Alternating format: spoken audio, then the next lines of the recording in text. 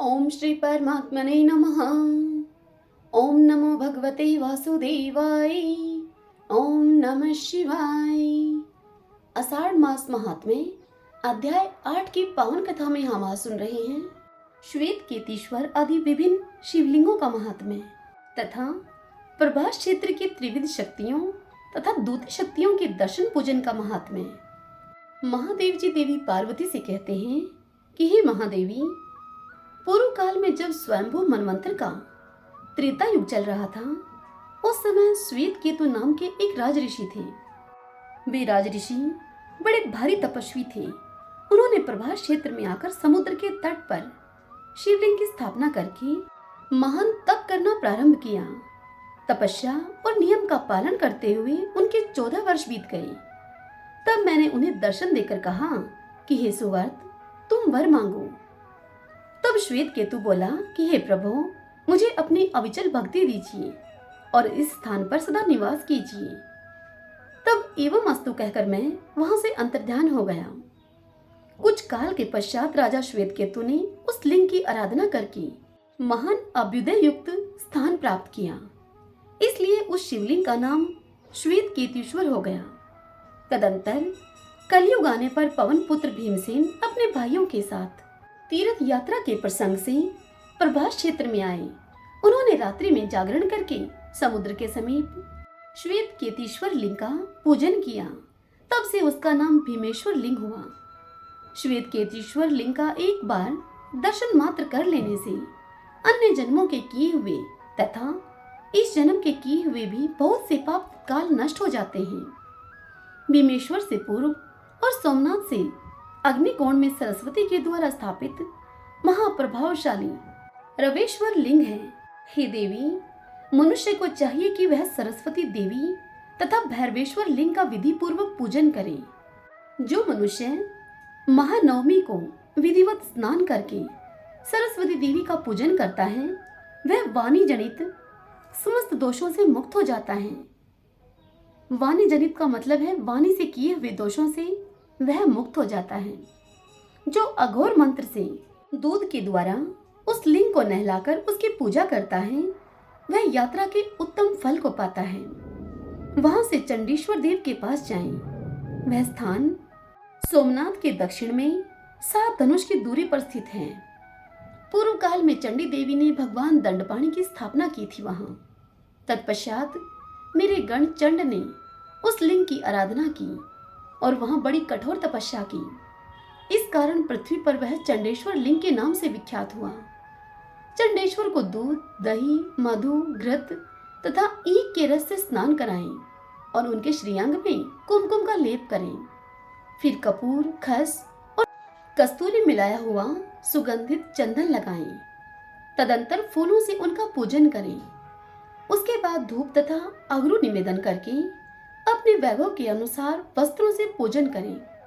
उत्तम नैवेद्य लगा के दीपों की माला जलाकर रखें और ब्राह्मणों को यथाशक्ति दक्षिणा दें। इस प्रकार योग करने से पितृ कलप पर्यंत तृप्त रहते हैं। हे पार्वती, सोमनाथ से पश्चिम 7 धनुष की दूरी पर आदित्येश्वर नामक शिवलिंग के समीप जाएं, जिसकी स्थापना साक्षात भगवान सूर्य ने की है, जो कि समस्त पातकों का नाश करने वाला है। हे देवी, त्रेता युग में महात्मा समुद्र ने 10,000 वर्षों तक रत्नों के द्वारा आदित्येश्वर का पूजन किया था। इससे पृथ्वी पर इसका नाम रत्नेश्वर प्रसिद्ध हुआ। रत्नेश्वर को पंचामृत से नहलाकर पंच रत्नों के द्वारा उनकी पूजा की जाती है। इसके बाद भांति भांति के उपचारों से विधि पूर्वक उनकी अर्चना करनी चाहिए। इस प्रकार यूं करने से मनुष्य मेरु पर्वत के दान का फल पाता है। उसे सब तीर्थों के सेवन का फल मिल जाता है और वह अपने पितृकुल तथा मातृकुल दोनों का ही उद्धार कर देता है। रत्नेश्वर का दर्शन करके मनुष्य अपने सब पाप धो डालता है। जो मनुष्य विधि पूर्वक रत्नेश्वर शिवलिंग की पूजा करके सत्र रुद्रीय का जप करता है, वह फिर इस संसार में जन्म नहीं लेता है। हे महादेवी, वहां से परम उत्तम अंगोरेश्वर के समीप जाएं, जिसकी स्थापना भूमि पुत्र मंगल ने की है। वह स्थान सोमनाथ से ईशान कोण में है। पूर्व काल में मंगल ने प्रभास क्षेत्र में आकर बाल्यावस्था से ही तपस्या के द्वारा मेरी आराधना की। तब मैंने संतुष्ट होकर उन्हें वर मांगने के लिए कहा। तब मंगल बोले कि हे सर्वेश्वर, मुझे ग्रह का पद प्रदान कीजिए।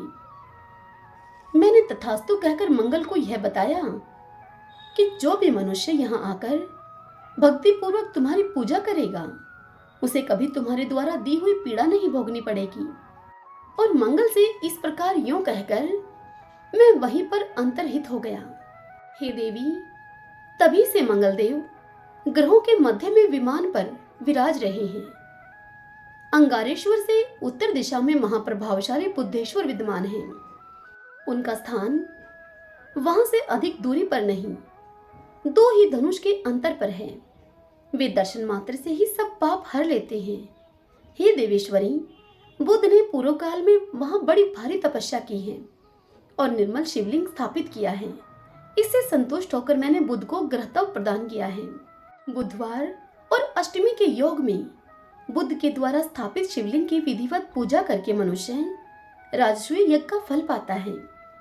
बुद्धेश्वर की पूजा करके बुद्धेश्वर के प्रसाद से उसके कुल में दुख और दुर्भाग्य का प्रवेश नहीं होता। उमा मंदिर के पूर्व भाग में सिद्धेश्वर से आग्नेय कोण में बृहस्पति के द्वारा स्थापित महालिंग है। बृहस्पति जी ने भक्ति भाव से उसकी आराधना करके मुझ देवेश्वर शिव को संतुष्ट किया है। इससे उन्होंने संपूर्ण मनोवांछित फल प्राप्त कर लिए। मुझसे ज्ञान पाकर वे देवताओं के पूजनीय गुरु हो गए और ग्रह के पद पर प्रतिष्ठित होकर इस समय स्वर्गलोक में आनंद भोगते हैं। बृहस्पतिश्वर का भक्ति भाव से दर्शन करके मनुष्य कभी दुर्गति को प्राप्त नहीं होता। उसे बृहस्पति जी की ओर से पीड़ा नहीं प्राप्त होती।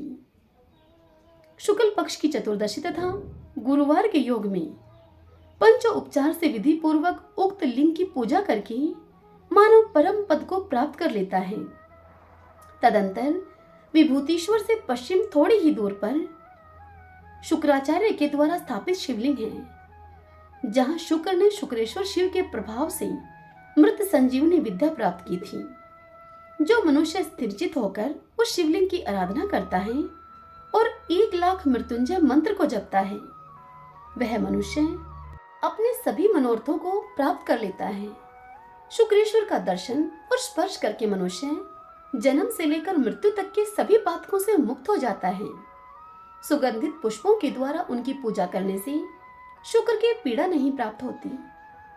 बुद्धेश्वर से पश्चिम और अजा देवी से अग्निकोण में समीप ही 5 धनुष की दूरी पर शनिश्चर का स्थान है।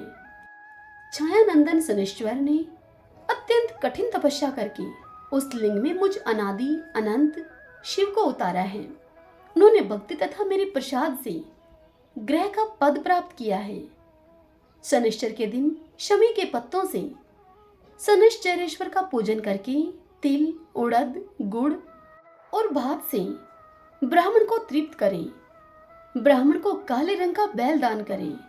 तत्पश्चात सब प्रकार की पीड़ाओं का निवारण करने के लिए अनेकानेक स्तोत्रों के द्वारा शनिश्चरेश्वर देव की स्तुति करनी चाहिए। जो मनुष्य प्रतिदिन भक्ति भाव से शनिश्चरेश्वर का स्मरण करता है, उसके ऊपर सूर्यनंदन शनिश्चर प्रसन्न होते हैं।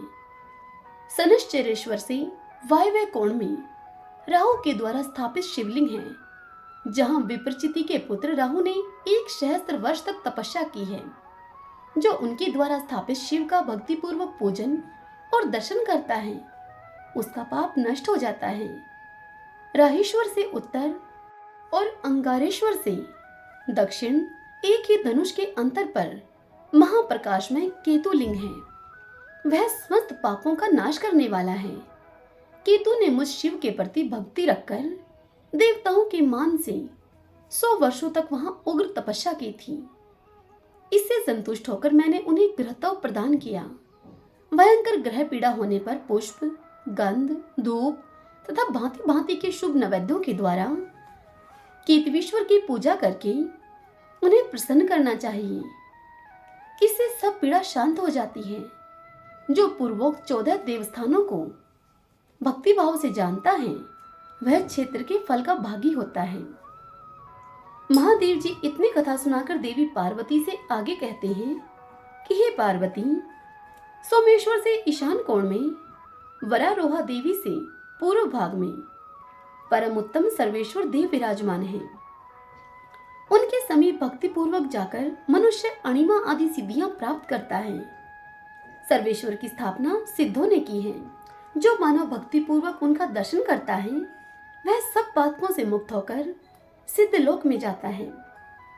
काम, क्रोध, भय, लोभ, राग, मात्सर्य, ईर्ष्या, दंभ, आलस्य, निद्रा, मोह, अहंकार ये सिद्धि में विघ्न डालने वाले दोष हैं।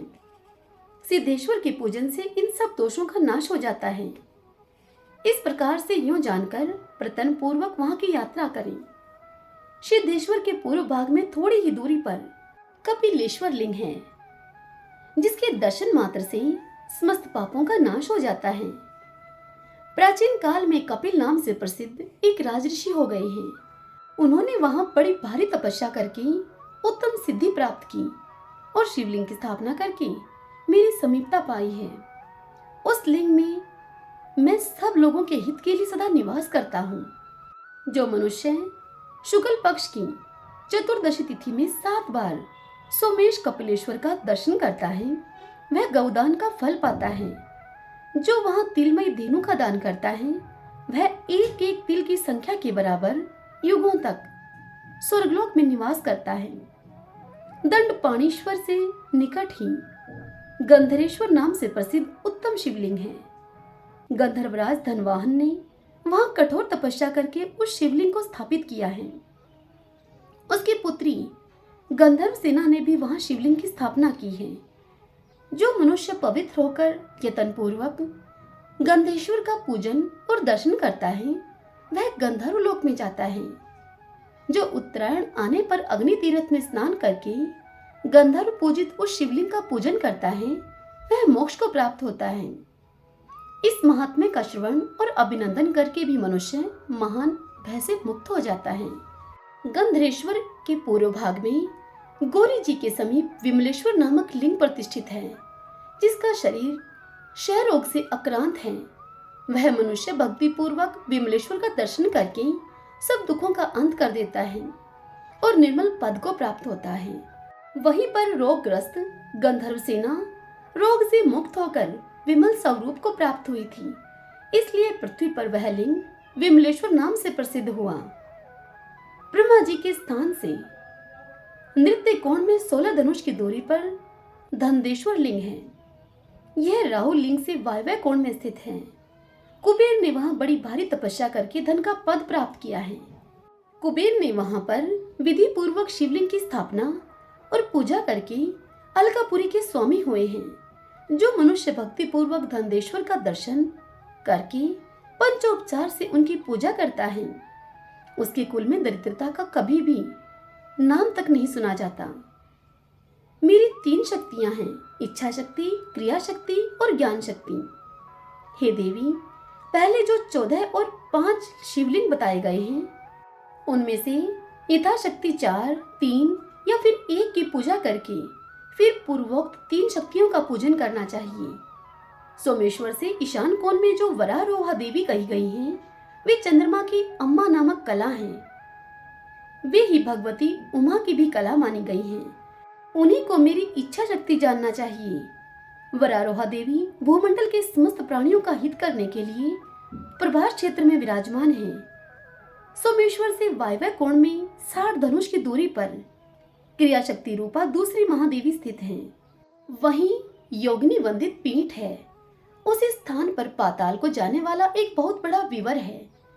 पहले उन महादेवी का नाम भैरवी था, फिर इस वैवस्वत मनवंतर के 28वें चतुर्युग में राजा अजापाल के द्वारा आराधित होने के कारण वे अजापालेश्वर के नाम से विख्यात हुई हैं। जो मनुष्य लौकिक सुख भोग की इच्छा रखता है उसे गंध, धूप, अलंकार, वस्त्र तथा अन्य उपचारों के द्वारा उन महादेवी का पूजन करना चाहिए। प्रभास क्षेत्र के मध्य भाग में दरिद्रता का विनाश करने वाली तीसरी आजा देवी हैं, जिन्हें ज्ञान शक्ति माना गया है। उनका स्थान राहीश्वर से दक्षिण भाग में है। अघासुर के साथ जब मेरा भयंकर युद्ध चल रहा था उसमें मेरे क्रोध से अजा नाम की देवी प्रकट हुई। उनके साथ करोड़ों देवियां और भी थीं। वे सिंह पर सवार थीं। उनका रूप बड़ा ही सुंदर था। उन्होंने ढाल और तलवार लेकर बड़े बड़े दैत्यों का संहार किया। उनके भय से बहुत से दैत्य समुद्र की ओर भागे। देवी सिंहवाहिनी और उनके गणों ने उन सबका पीछा किया। वे दैत्य इधर उधर भागते हुए महासागर के समीप प्रभास क्षेत्र में आ पहुंचे। वहां कुछ तो मार डाले गए और कुछ पाताल में समा गए।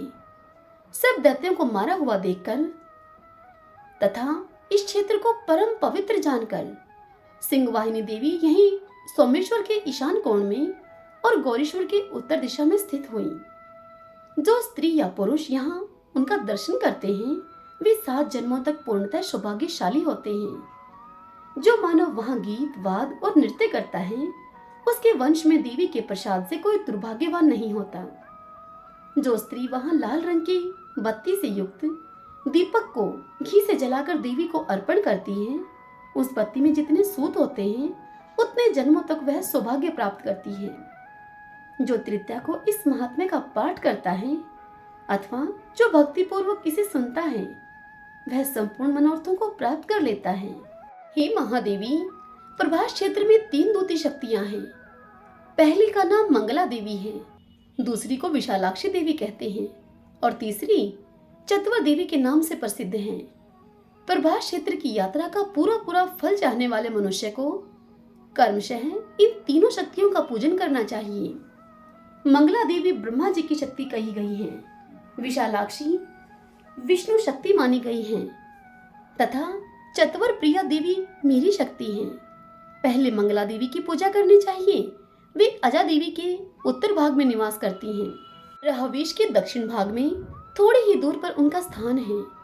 सोमनाथ की प्रतिष्ठा के लिए जब सोम ने यज्ञ प्रारंभ किया उस समय उसे देखने के लिए वहां आए हुए ब्रह्मा आदि देवताओं का उसी देवी ने मंगल किया था, इसलिए उसका नाम मंगला हुआ।